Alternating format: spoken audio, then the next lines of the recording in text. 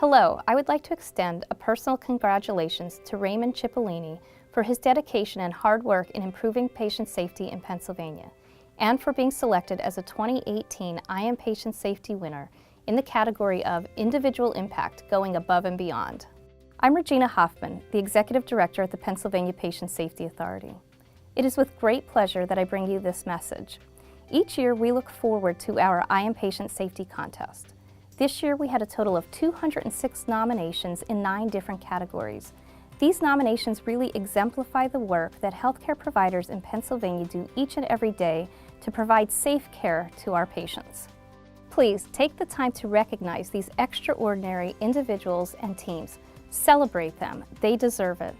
Again, thank you for your hard work and dedication in improving patient safety in Pennsylvania.